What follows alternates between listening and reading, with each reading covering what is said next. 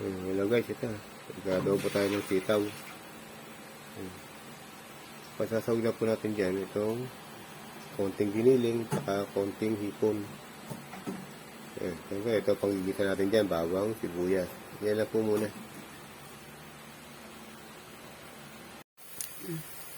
Pag-gisa na po tayo ng bawang.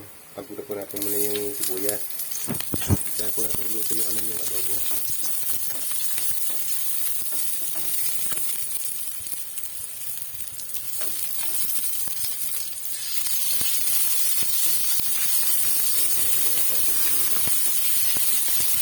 Gisa-gisa lang natin yung giniling nyo para medyo lambot. Kahit na ginig yun, iba pa rin yung malambot ng giniling.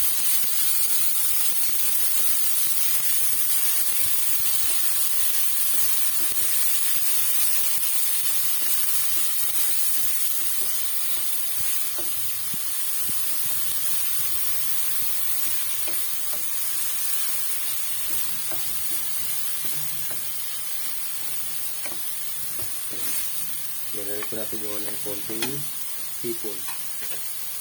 Kaya masarap po palasa yung hipon sa mga ganyan, sa mga ginagisa. Okay lang po yan, pang ano lang po yan, pang kalit-kalit na ulam.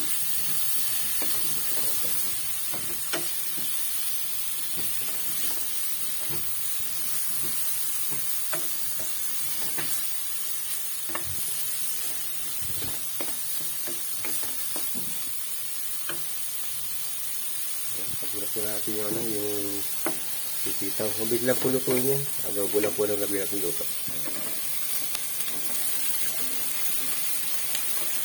Hindi ko nagluluto. Para mayayag po natin ng video. Ito.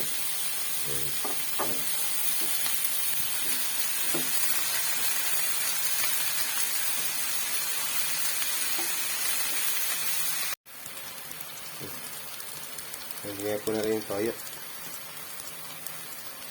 Konti-konti lang po kami maglagay ng toyo. Para po kasi maalat. Kasi po madali naman po maghabol ng alat pagka kumakain kayo. Pwede naman lumuha ng pati. Lalo pag may mga bata, tinatabangan lang namin ang luto. Kasi mahirap yung masanay na sa alat ng mga bata. Ayun na, mahirap magkasakit sa lalo pagka may hilig sa mga alat. Pagka nakatikim ang bata ng maalat, hanap-hanapin nila yun. Kaya kailangan tabang-matabang muna. Kayo nang papaalat sa pagkain pagka gagamit nila kayo ng patis. Ganun.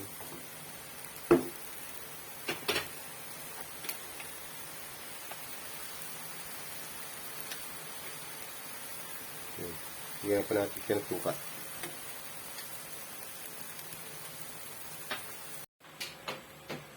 Ito po, tapos na po ating adobong sitaw. Ayan. Sarap po yan. Lahat po naluto, masarap eh.